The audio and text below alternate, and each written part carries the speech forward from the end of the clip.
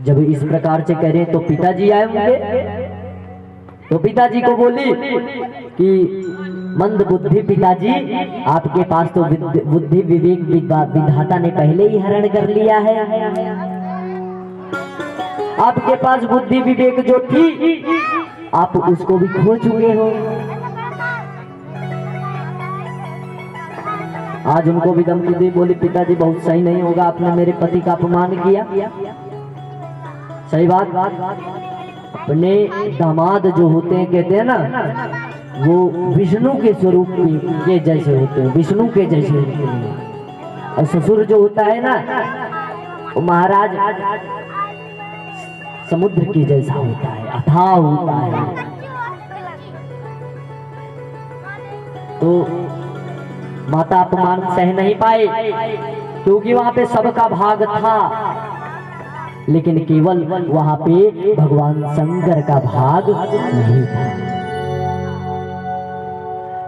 जब उनको इतना बड़ा कष्ट हुआ कि मेरे पति का भाग नहीं है, तो माता कहते हैं अग्नि में अपने शरीर को भस्म कर डाला। सब हाहाकार मचाने लगे।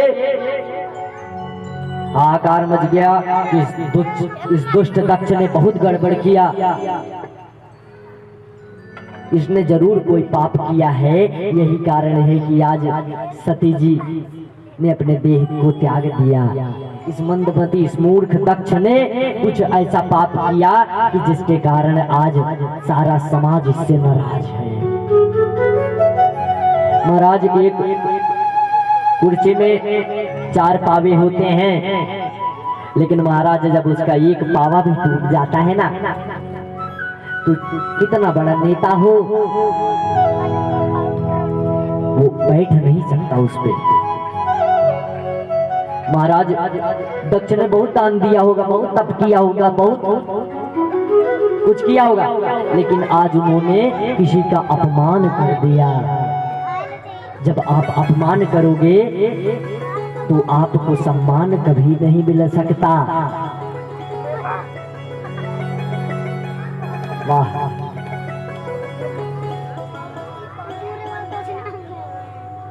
कहते हैं कि इधर माता ने अपने देह का त्याग किया, जैसे माता जी ने अपने देह का त्याग किया, इधर क्या हुआ, इधर वो मन में मना रही हैं कि प्रभु जन्म जन्म में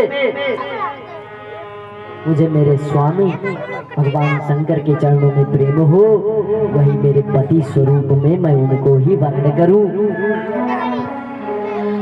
इस प्रकार से जब कहा,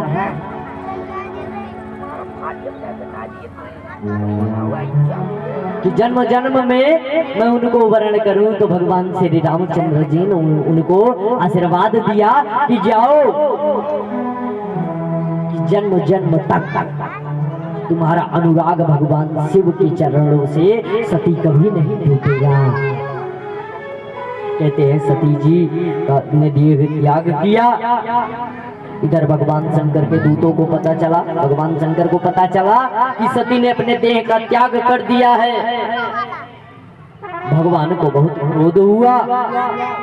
भगवान ने अपने तमोगुण से, अपने सर से एक बाल का तिनका निकाला और जहां पे माता सती बैठती थी वहीं पे उस बाल को दे मारा।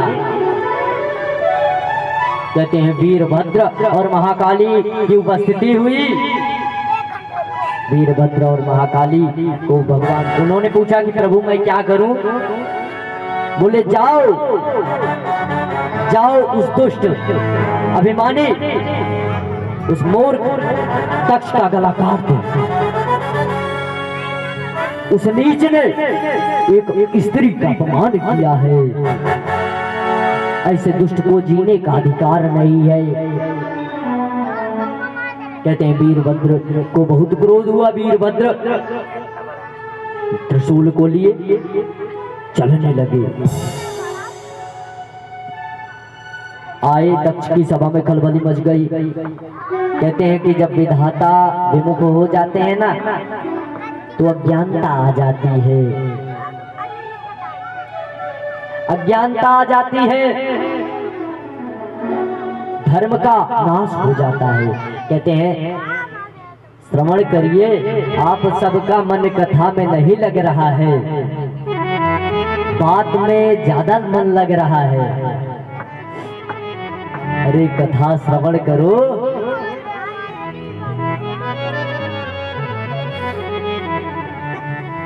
इधर क्या हुआ, लड़ाई हो गई। वीरभद्र से भगवान शंकर आए, भगवान शंकर ने सबको नष्ट कर डाला, देवता समेत। तब भृगु जी ने सबकी रक्षा की। कहते हैं सभी देवताएं भगवान शंकर कैलाश पर चले गए, कोई नहीं है। आपका मन नहीं लग रहा है, मुझे मालूम है, मुझे फिर गाना पड़ेगा। हरे रामा हरे हरे कृष्णा हरे हरे रामा हरे हरे कृष्णा।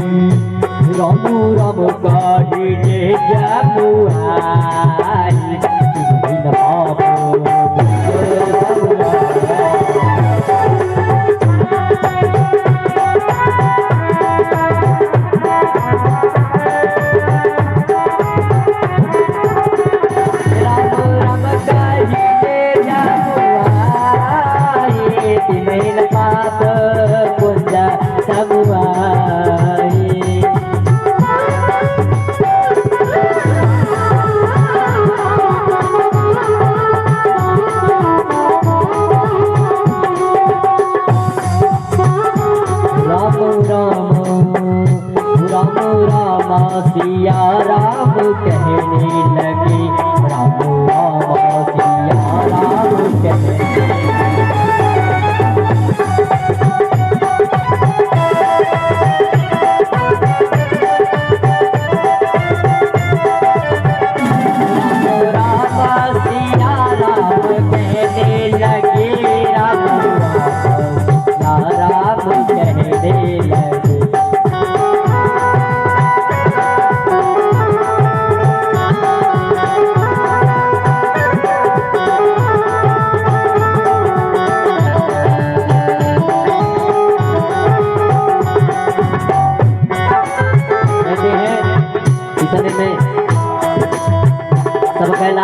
भगवान शंकर को प्रणाम किए।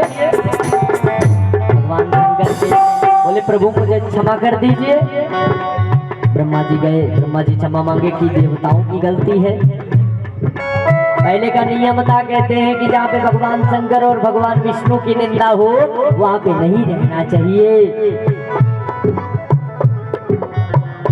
आज देवता क्षमा मांगे, प्रभु का स्वभाव होता है। कहते हैं जो प्रभु होते हैं, जिनके अंदर एक अलौकिक प्रभा होती है, जिनके अंदर अलौकिक प्रभा होती है, वही प्रभु होते हैं। आज प्रभु कह रहे हैं तमोगुण तो खत्म हो गया, कृपा आ गई, सतोगुण छा गया।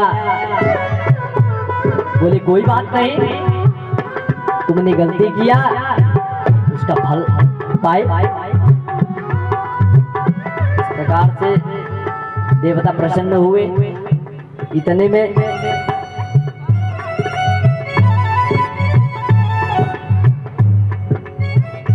भगवान शंकर सती जी के साथ भगवान इधर